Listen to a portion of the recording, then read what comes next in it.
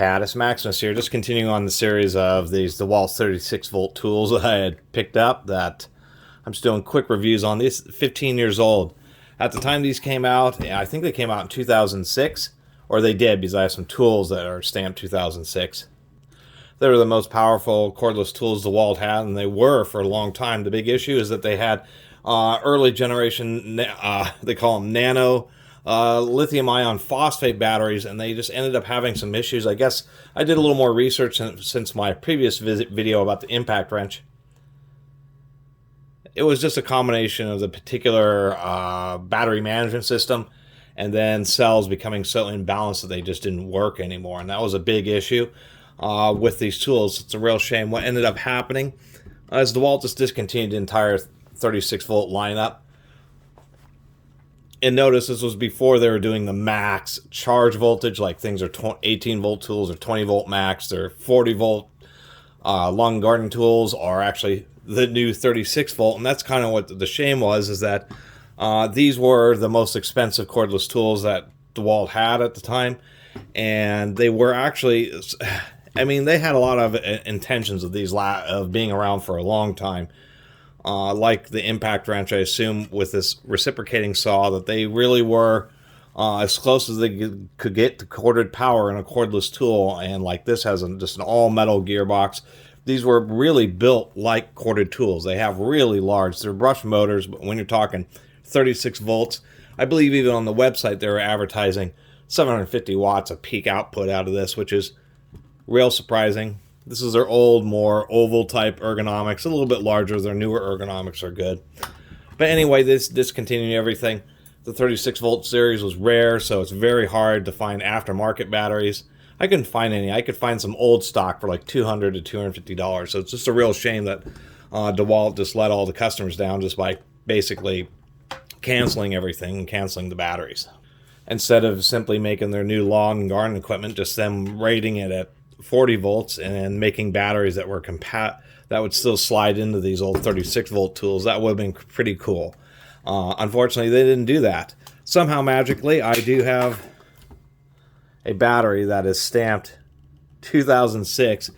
When I bought these, I was told that the battery had been replaced, but I guess maybe it had been rebuilt. I'm going to do a teardown of that. And the massive charger. See, the charger advertises 3 amps at 36 volts, but on lithium ion, it's going to be like 4.2 volts per cell charging, making this a 42 volt battery when it's charging, which means this is like a 126 watt charger. Super high power charger. Feature that isn't on modern DeWalt chargers, which disappoints me, is that it actually had a set of 3 LEDs, so it give you a status of how full the battery was, so you could grab it when it got like 3/4 full. And on good lithium ion, it's actually just fine. Sometimes it's even recommended that you pull the battery off at 80%. And basically lithium ion will last the longest running from like 80 to 40 or 80 to 30%. So it was kind of nice that they had that. And yes, it was a fully intelligent charger. There's a huge connector there for all the balance, all the different balance wires. Although I believe there is a pretty complicated battery management system because these tools are actually very simple inside. Like the impact wrench just had like a simple circuit to cut off the motor in case the battery overheated or something. Anyway, lockout switch, which I believe they're still using on their current recip saws. And the very same quick release mechanism that I believe they're also still using to this day. Little press button so you can adjust the shoe, 3 positions. I didn't really have much to demonstrate with the impact wrench, but I will make a cut on this just to show it runs pretty good for a cordless tool, even with this battery, which I suspect it has a fraction of its capacity and probably die halfway through this cut. I'm going to use this 3 TPI Diablo pruning blade. Carbide tipped. Pretty aggressive. We'll go cut a block of wood. Anyway, this has a bell crank system, so it actually has quite a bit of vibration. It's no Milwaukee Super Sawzall. And also, it's not counterbalanced. Really didn't. Probably the worst parts about this saw.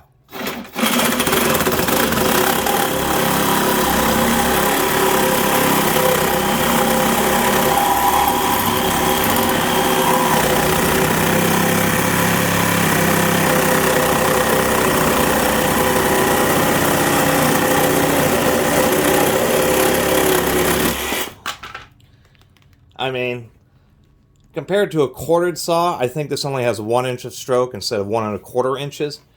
And the motor runs a little bit slower than a quartered one, like a good 10, 12 amp or more powerful quartered one.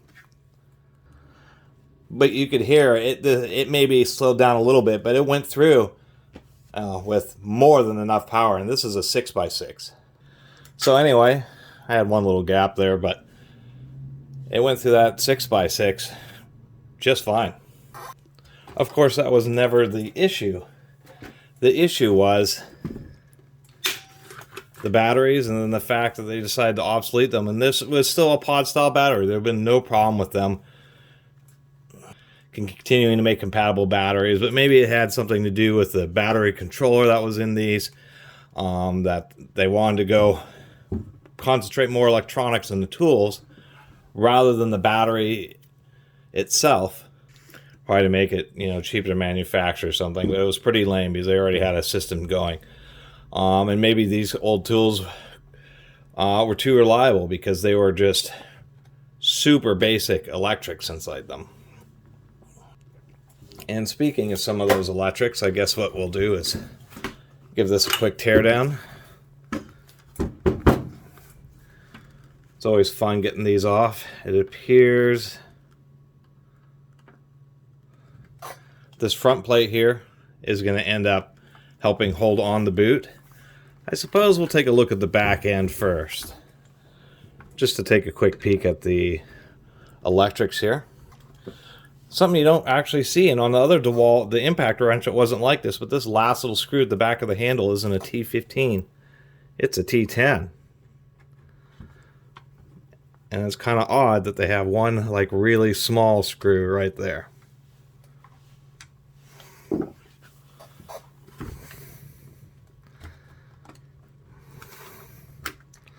When you take apart clamshell tools, it's usually the side that comes off is the side that the screws came out of, but not 100% of the time.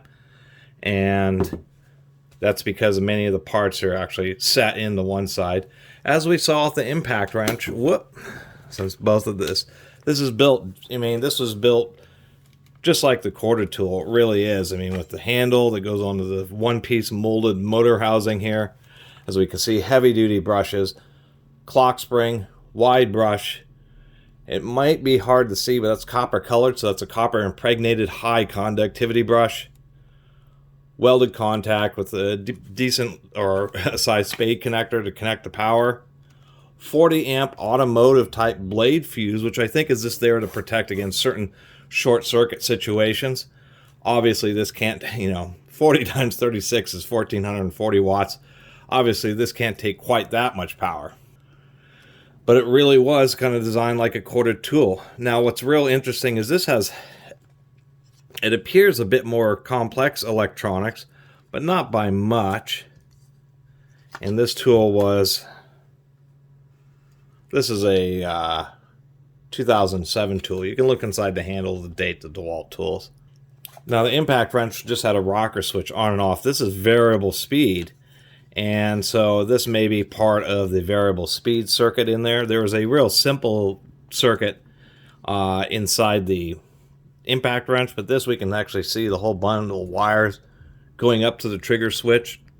Those all go down, many of them directly interacting with the battery, so it'd be like a low voltage protection. It would be overheat protection. We can see hiding under there the asset tag.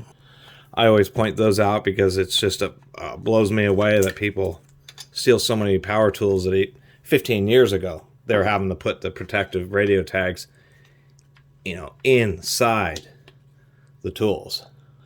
What's also odd is there's like this little diagnostic port, which was just hiding in this little spot right here, not connected to anything. There's a couple of like resistors on the bottom of it. But it's just kind of odd that there's just this weird little port right here. Don't know what's going on with that. So this one definitely has more complicated electrics than the impact wrench. But still just a pretty robust design, at least on the back side here. We'll take a look at the front side. So this one definitely had more complicated electrics. So it's certainly heavy duty. So I think this is true on a lot of DeWalt Sawzalls that's bigger. About having to the boot is retained by these front screws. These are T20s. Get these out. Pop that plate off. There is actually an O-ring in there that, you know, a crude attempt to prevent the shoe from rattling around. And I guess this switch just comes off with the boot. Yeah, that makes sense. I gotta muscle this. Just took a firm pull. The boot pops out. You gotta make sure you kind of set the latch into the boot like this to slide it back on. And it doesn't use a linear finger like, you know, Milwaukee. Actually, a lot of brands do. I think DeWalt has some, but it's only like in their really premium corded ones where they have a finger that goes back and forth, reducing mass. This actually has like a bevel gear system, like a differential. And it's what contributes to a lot of the vibration. A couple rubber grommets there. And because of that design, we can see that there's a three-piece gearbox. What we have is the diaphragm on this back part. We have the lower portion here, and then the upper portion here. Where on a drill, you just have the front and back portions. Anyway, 4 screws, I believe, to knock this out. And they did attempt to keep the grease in there. There's actually a seal.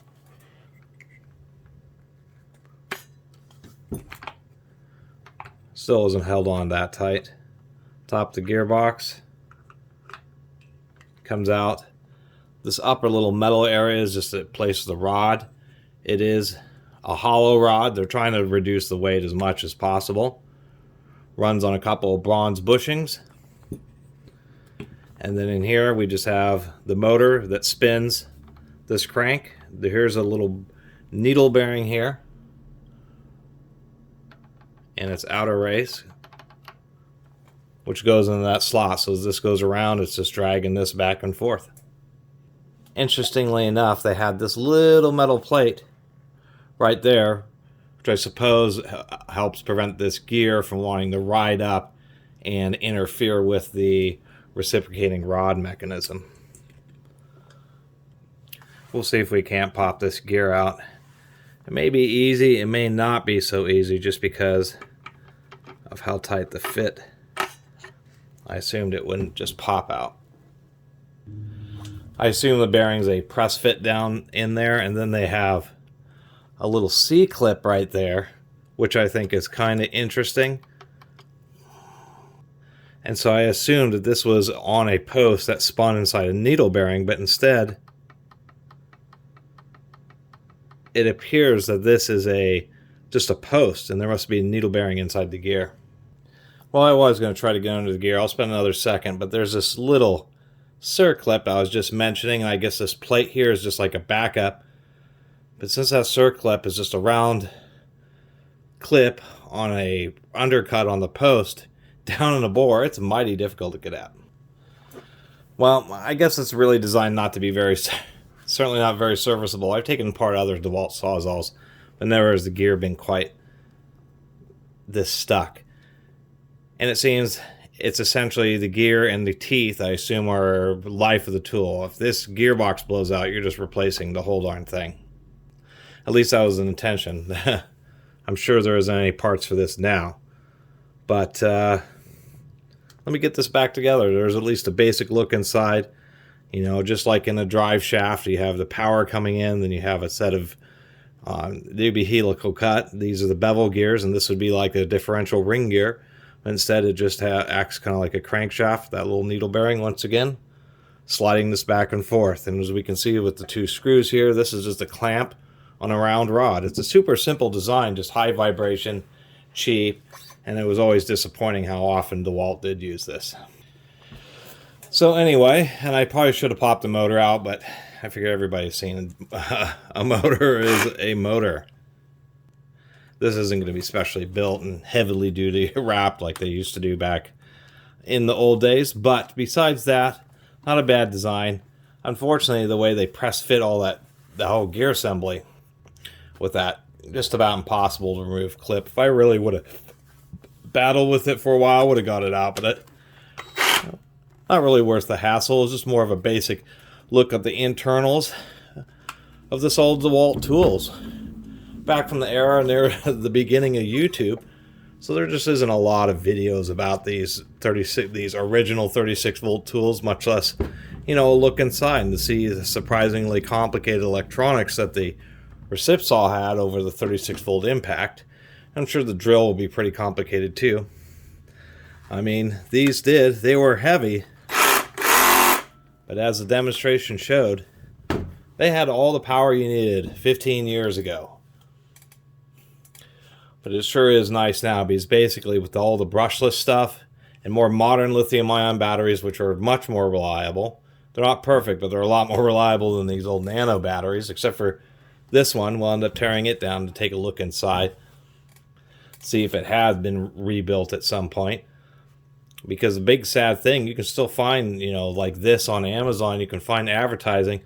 They're supposed to get 2,000 cycles they were claiming out of these batteries. Never happened.